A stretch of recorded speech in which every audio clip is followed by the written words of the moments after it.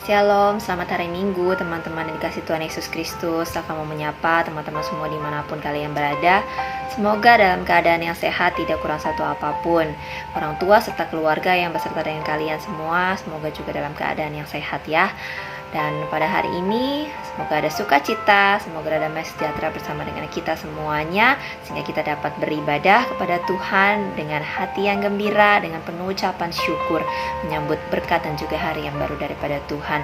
Mari teman-teman, sebelum kita mulai ibadah kita mau mengambil waktu untuk bersaat teduh sejenak. Mari kita menundukkan kepala kita mengambil waktu bersaat teduh.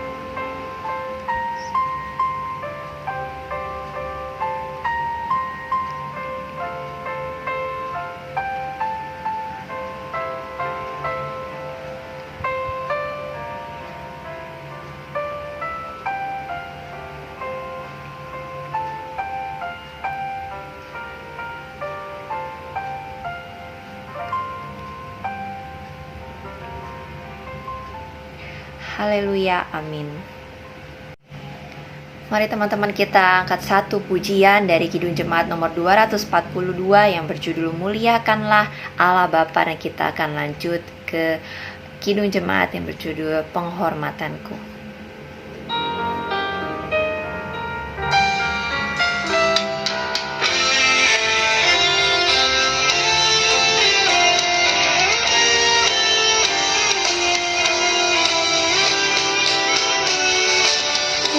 Muliakan Allah Bapa, muliakan putranya, muliakan Roh penghibur ketiganya yang esa.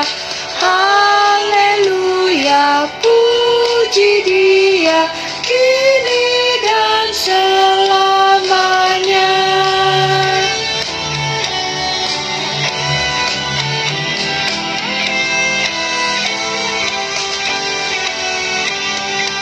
Muliakan Raja Kasih yang menjadi penebus, yang membuat kita waris kerajaannya terus. Haleluya, puji Dia, Anak Domba yang kudus.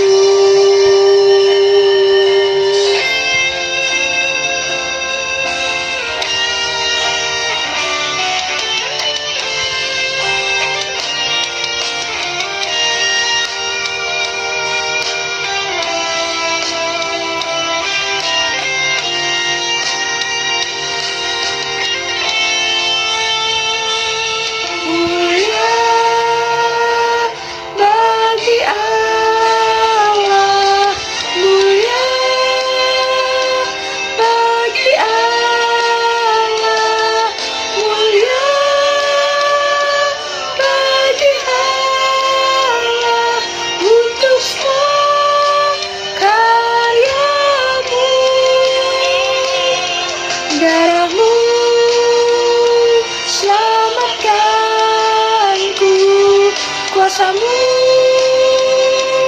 bangkitkanku. Mulia bagi Allah untuk semua karyamu, untuk semua karyamu.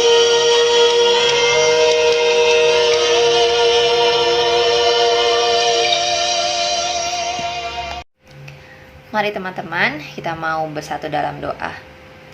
Allah Bapa yang bertata dalam kerajaan sorga, kami mengucap syukur karena cinta, kasih, kemurahan-Mu, perlindungan, dan juga pertolongan-Mu. Kami boleh ada hingga pada hari ini, hingga pada detik ini. Hari ini kami datang kepada Tuhan dalam ibadah dan dalam persekutuan ini untuk kami memuji, menyembah Tuhan dengan mulut kami. Kami mau meninggikan nama-Mu yang agung, nama-Mu yang kudus, karena Engkaulah Allah pencipta kami, Allah yang berkuasa atas alam semesta dan semua isinya.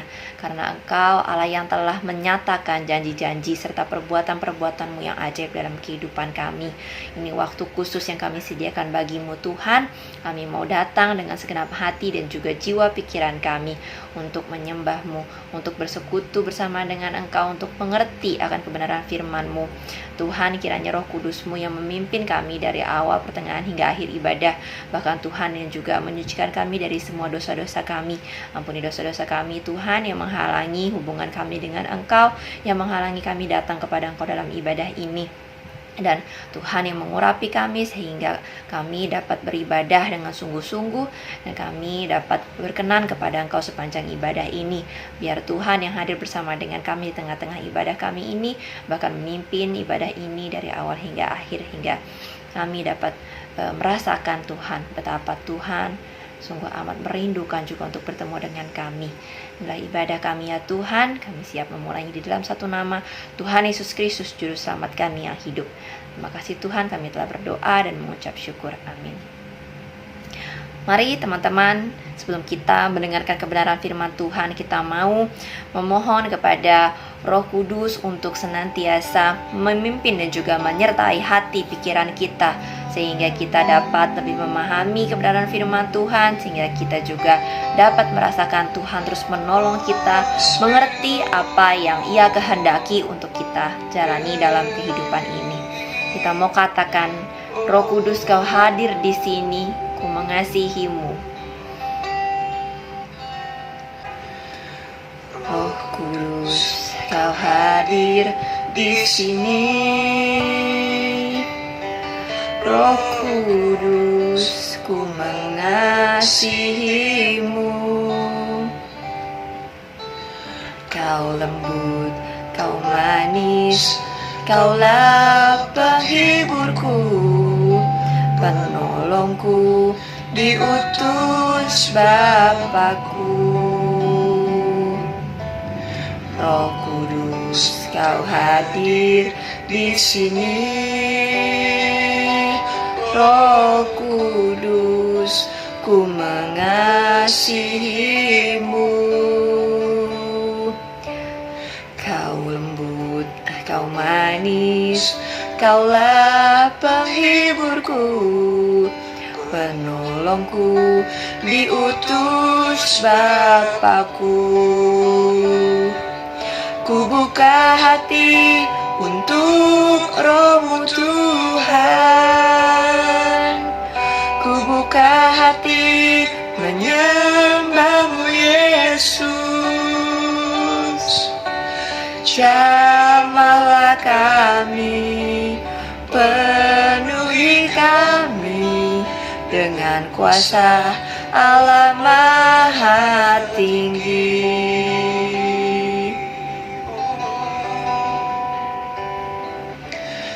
Roh Kudus, Kau hadir di sini. Roh Kudus, Ku mengasihi-Mu. Kau lembut, Kau manis, Kaulah penghiburku, penolongku, diutus Bapakku. Ku buka hati untuk Roh-Mu Tuhan. Ku buka hati menyembah-Mu Yesus. Jamahlah kami, penuhi kami dengan kuasa Allah Maha Tinggi. Ku buka hati untuk Roh-Mu Tuhan. Ku buka hati menyembah-Mu Yesus. Jamahlah kami, penuhi kami dengan kuasa Allah Maha tinggi. Teman-teman, kita mau bersatu dalam doa, kita mau membuka hati kita untuk menerima kebenaran firman Tuhan. Mari kita berdoa. Tuhan Yesus yang baik, inilah hati, jiwa, pikiran kami, mau kami serahkan kepadamu dalam pimpinan dan juga tuntunan roh-Mu. Biarlah Roh Kudus-Mu yang menguasai hati pikiran kami pada waktu ini dalam pemberitaan firman-Mu. Berikanlah kami hikmat dan juga pengertian sehingga kami dapat mengerti kebenaran firman-Mu. Berikan kami juga hati sebagai seorang murid sehingga kami rindu untuk terus belajar dan mau dibentuk serta diubah oleh-Mu. Dan firman-Mu yang tertanam dalam hati kami dapat terus bertumbuh bahkan berbuah. Terima kasih Tuhan, sampaikanlah kebenaran firman-Mu kepada kami, bukakan rahasia-Mu juga kepada kami, anak-anak-Mu ini Tuhan. Dan kami siap untuk belajar daripada-Mu. Di dalam nama-Mu kami telah berdoa dan berterima kasih. Haleluya, amin. Teman-teman yang dikasihi Tuhan Yesus Kristus, hari ini 5 Juni 2022, umat Kristiani merayakan namanya Hari Pentakosta, ya, atau hari untuk memperingati peristiwa tercurahnya Roh Kudus kepada para murid-murid Yesus di Yerusalem. Nah, teman-teman tahu nggak, Pentakosta itu sendiri sebenarnya merupakan bagian dari sebuah hari raya orang Yahudi yang sudah dirayakan turun-temurun sejak zaman Musa di Perjanjian Lama, ya. Pentakosta dirayakan 50 hari atau 7 minggu plus 1 hari terhitung dari perayaan Paskah. Dan ketika itu umat-umat Yahudi dari segala tempat berkumpul di Yerusalem membawa korban persembahan untuk Tuhan. Nah teman-teman, namun hari Pentakosta pada hari ini kita kenal sebagai peringatan turunnya Roh Kudus, ya, yang Yesus janjikan sebelum kematian dan sebelum kenaikannya ke sorga.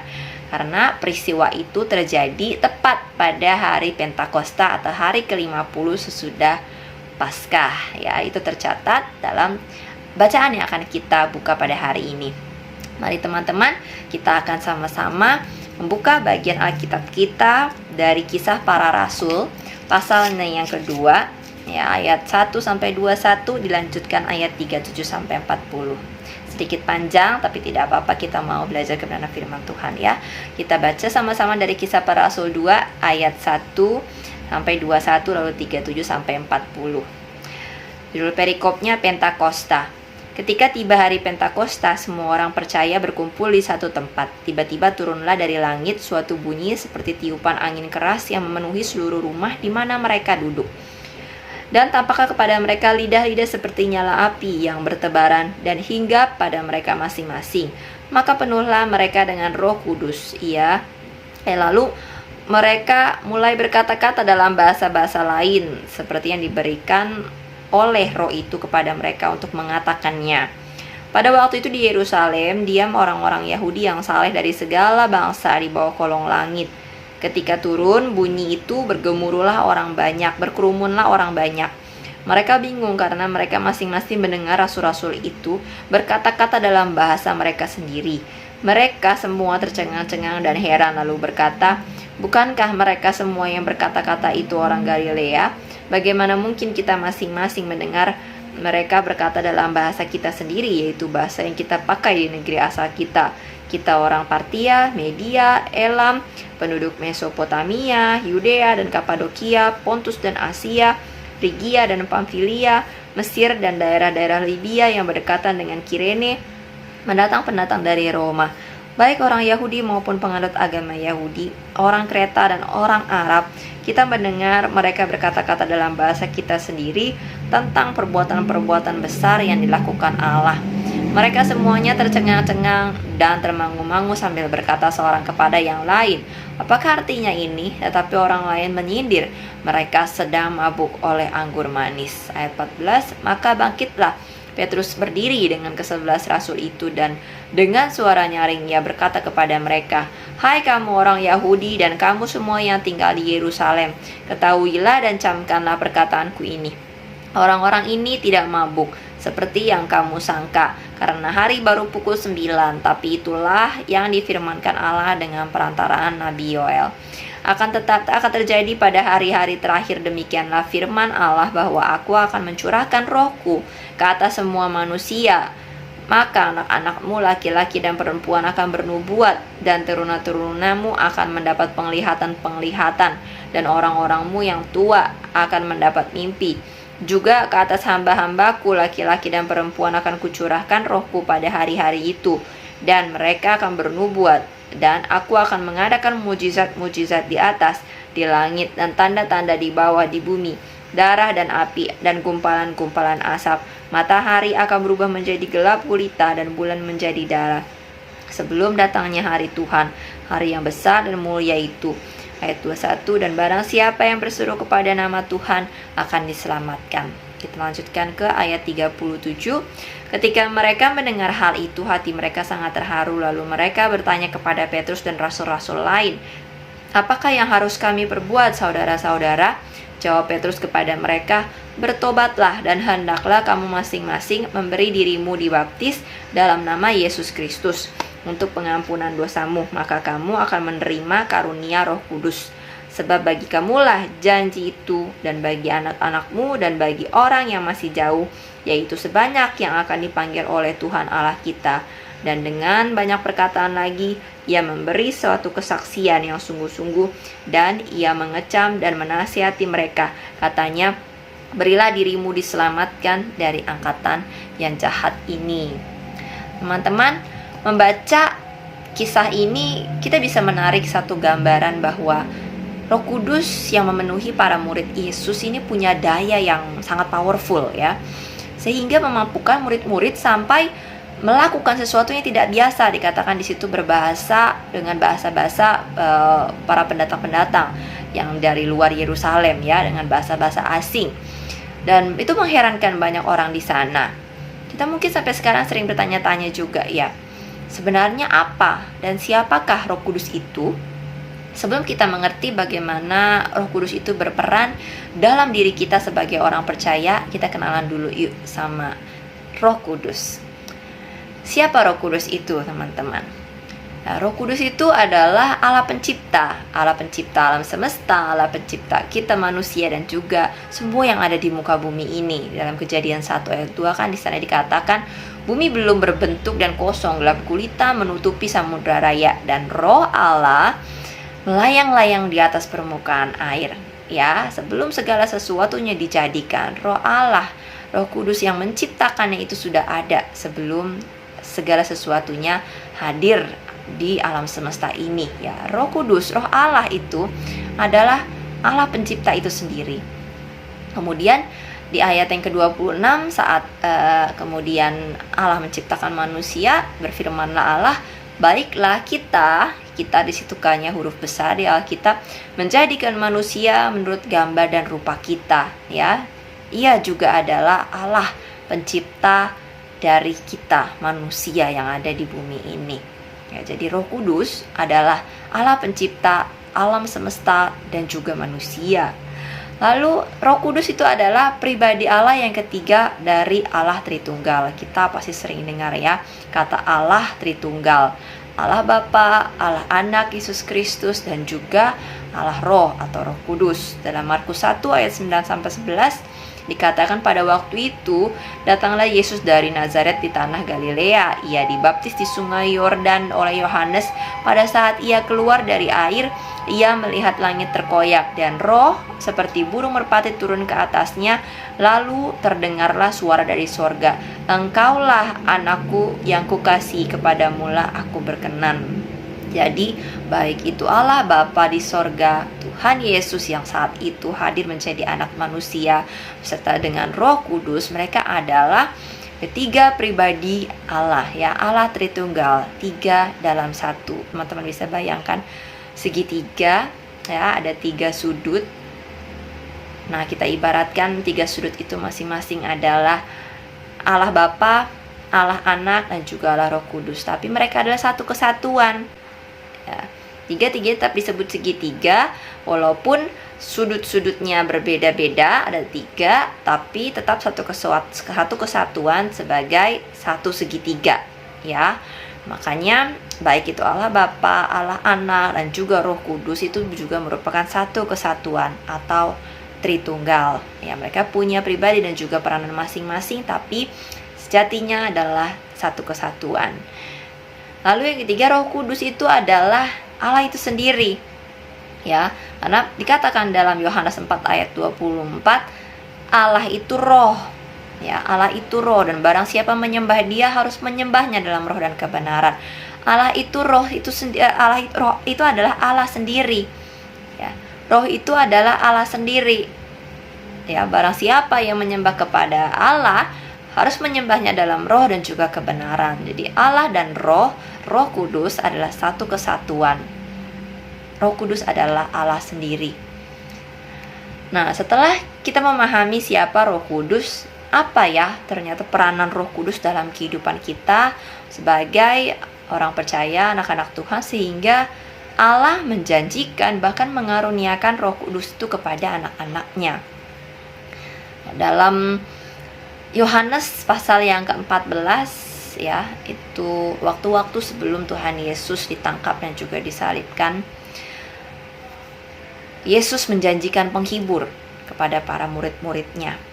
Yesus berpesan, dikatakan, "Jikalau kamu mengasihi aku, kamu akan menuruti segala perintahku.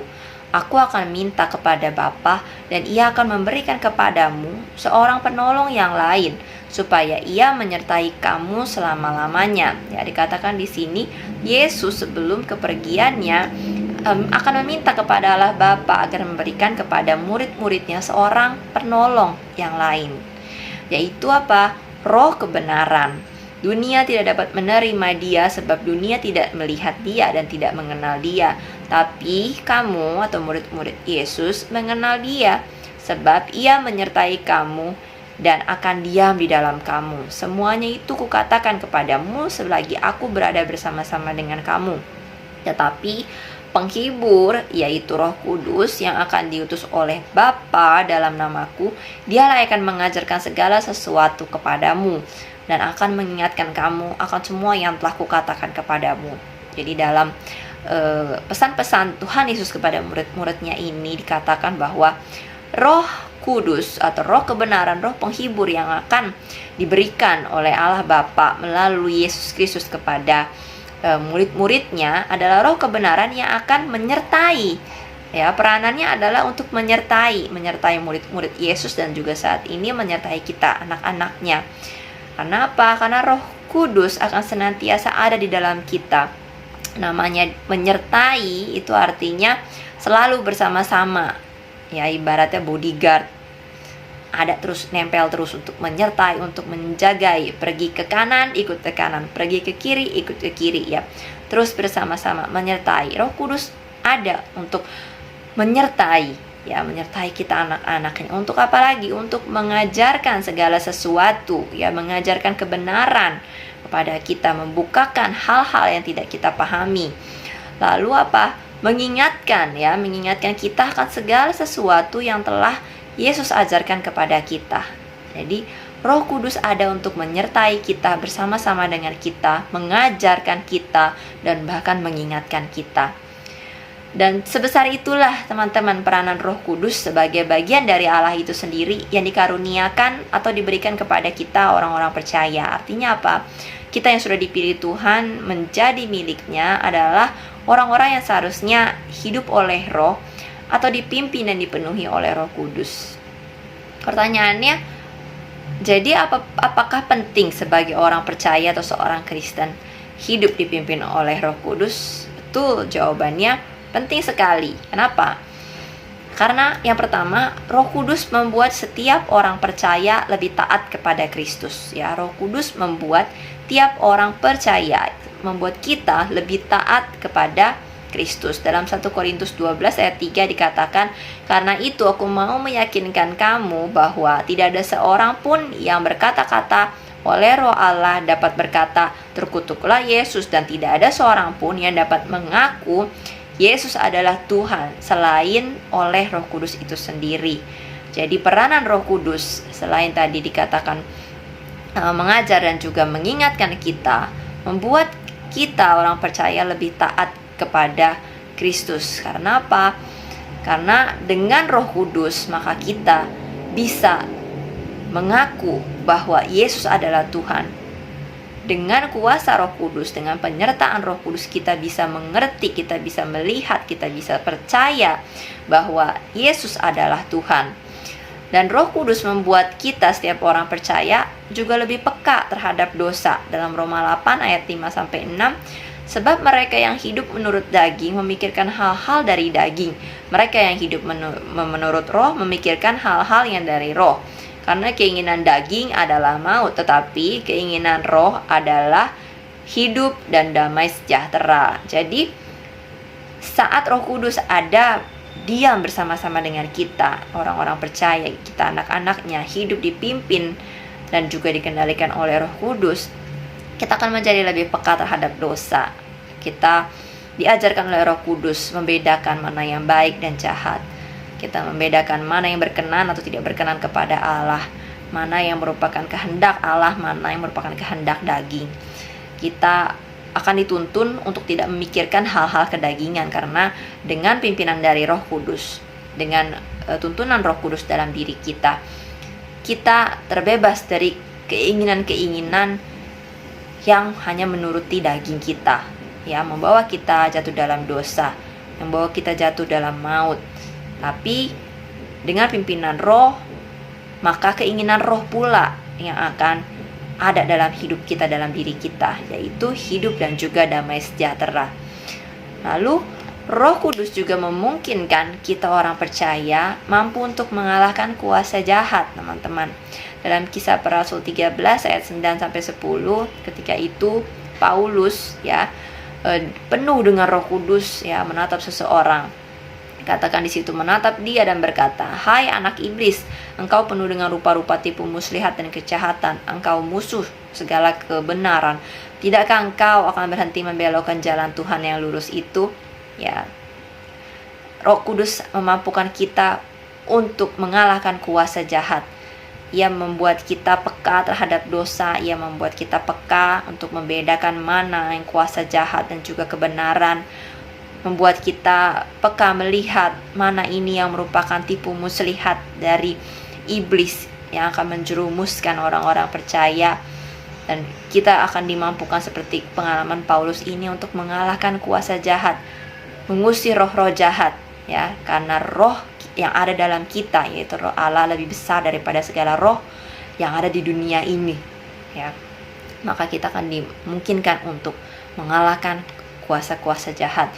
Yang berikutnya, Roh Kudus juga membuat kita memiliki karakter rohani, Dalam Galatia 5 ayat 22-23 dikatakan, "Tetapi buah roh ialah kasih, sukacita, damai sejahtera, kesabaran, kemurahan, kebaikan, kesetiaan, kelemah lembutan, penguasaan diri."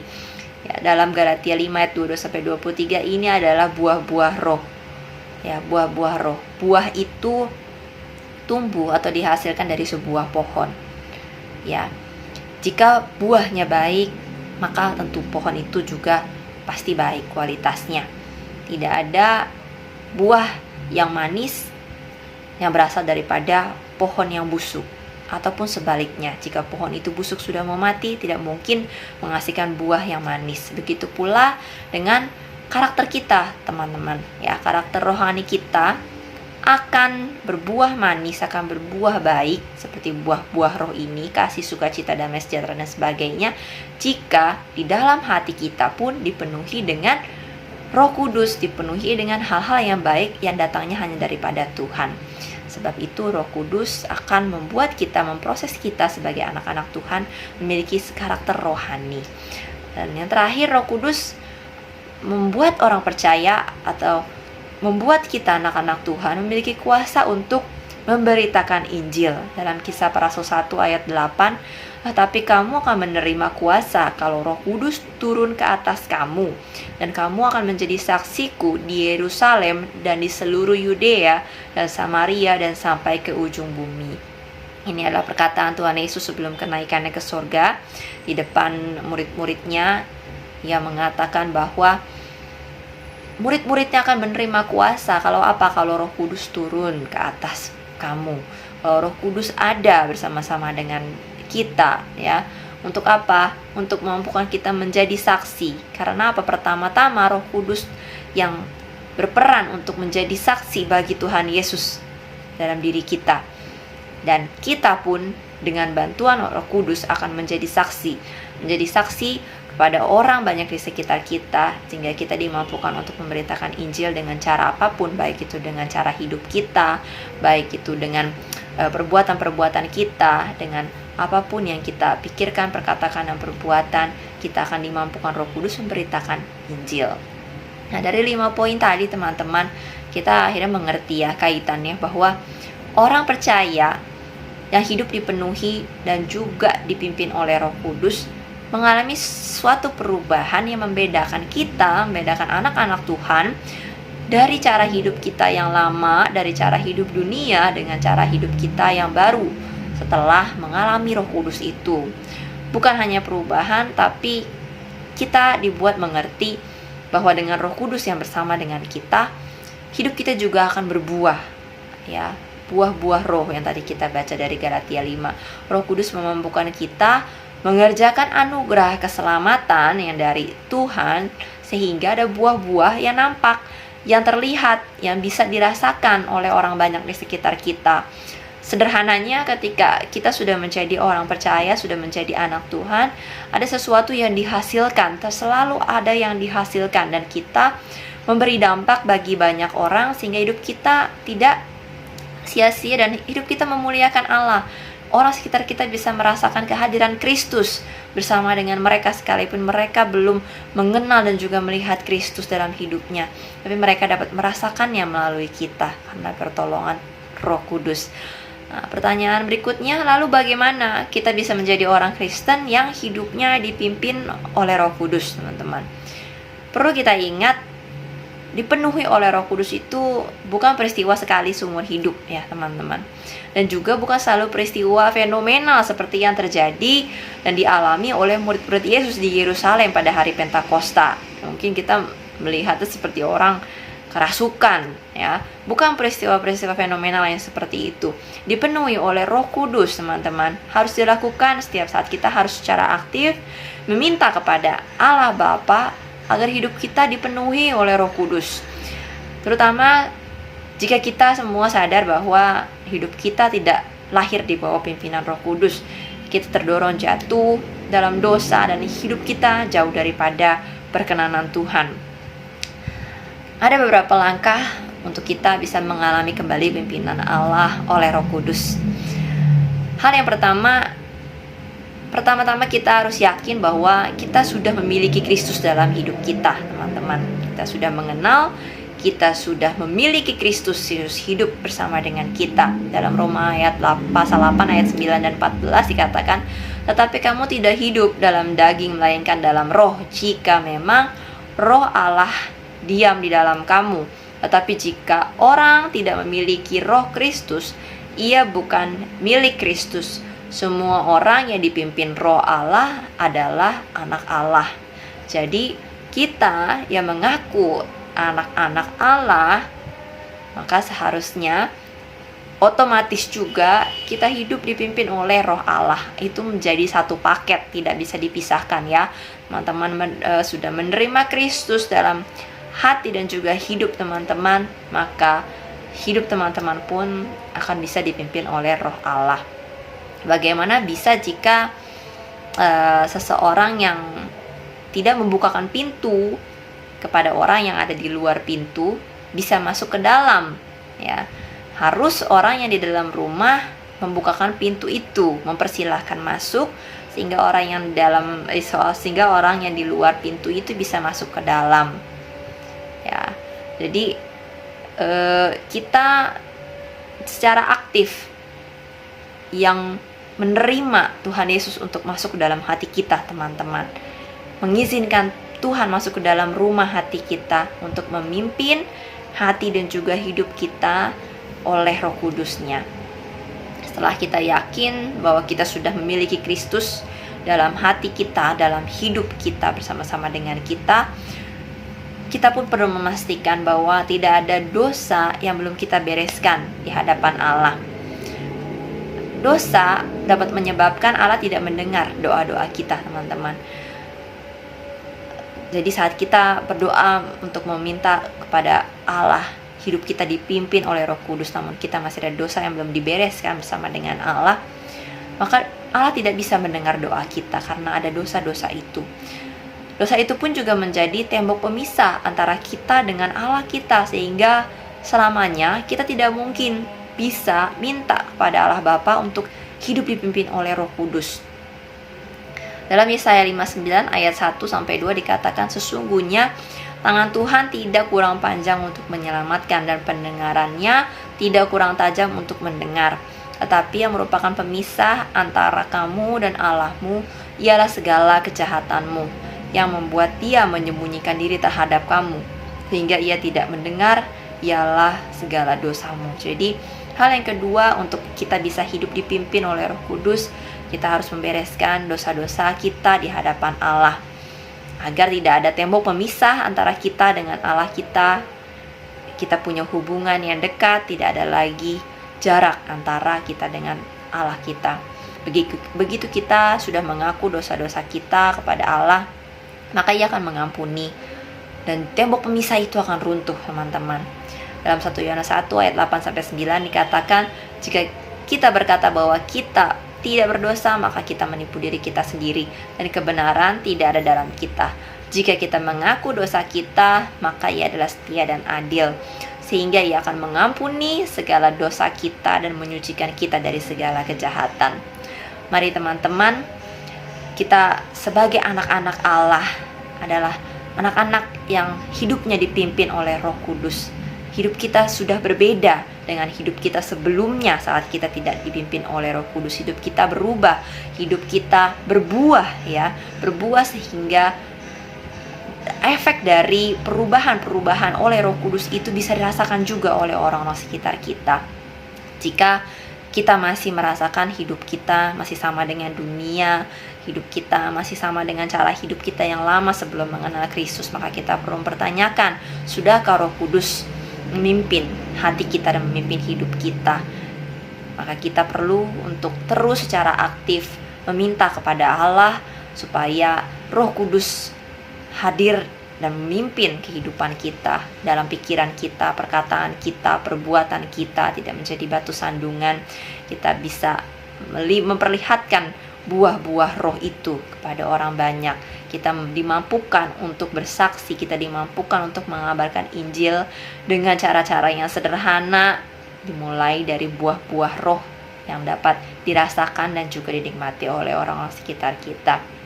Kita mau berdoa kepada Allah agar Allah memimpin, Roh Kudus memimpin hidup kita dari semua dosa-dosa yang kita lakukan. Kita mau mengakuinya di hadapan Tuhan, kita mau membereskannya sehingga tidak ada penghalang lagi antara kita dengan Allah, dan kita dapat hidup dipimpin oleh Roh Kudus. Mari teman-teman, kita mau bersatu dalam doa. Allah Bapa yang bertata dalam kerajaan sorga, kami anak-anak-Mu datang pada waktu ini dengan segala kerendahan hati kami menyadari bahwa kami adalah anak-anak yang masih belum berkenan kepada Tuhan. Dosa dan juga semua kesalahan serta pelanggaran kami telah menjauhkan kami daripada-Mu.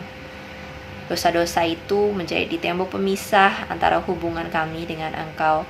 Kami menyadari kami masih sering sekali mengandalkan kekuatan kami sendiri, mengandalkan kepintaran kami sendiri, mengandalkan segala sesuatunya yang kami punya di dunia ini dalam kehidupan kami ini, sehingga kami sering lupa untuk bersandar dan juga mengandalkan Tuhan. Namun saat ini Tuhan, kami sadar bahwa kemampuan kami terbatas, bahwa kami tidak ada apa-apanya dibandingkan Engkau Allah pencipta kami yang berkuasa. Oleh sebab itu ya Tuhan, kami mau mengakui semua kesalahan kami, hal-hal yang belum kami bereskan di hadapan-Mu. Kami mohon ampun. Kami mohon kiranya Tuhan, mulai hari ini, mulai saat ini berkenan Roh Kudus-Mu tinggal dalam hati kami, memimpin hati dan juga pikiran kami, sehingga kami dapat mengerti kehendak-Mu, sehingga setelah ini apapun yang kami lakukan, semuanya boleh berkenan kepadamu, menyenangkan hatimu, dan sesuai dengan kehendak-Mu. Tuhan, Pimpin kami Tuhan dalam aktivitas kami hari lepas hari. Kami adalah manusia-manusia yang lemah. Kami butuh untuk terus dipimpin dan dikuatkan oleh Roh Kudus-Mu. Kami butuh Roh Kudus-Mu yang terus mengajarkan kami, mengingatkan kami, menasihatkan kami, menguatkan kami, bahkan menolong serta menghibur kami. Sebab itu Tuhan, jangan tinggalkan kami sangat membutuhkan Engkau. Terima kasih Tuhan Yesus, pada hari ini Engkau telah mengingatkan kami kembali melalui pengajaran firman-Mu, sehingga kami boleh dibuat mengerti oleh Tuhan mengenai peranan Roh Kudus dalam kehidupan kami. Kami siap Tuhan untuk terus hidup berubah dan juga berbuah di dalam Roh-Mu, sehingga orang-orang di sekitar kami boleh melihat buah-buah roh yang dihasilkan dari perubahan-perubahan dalam diri kami.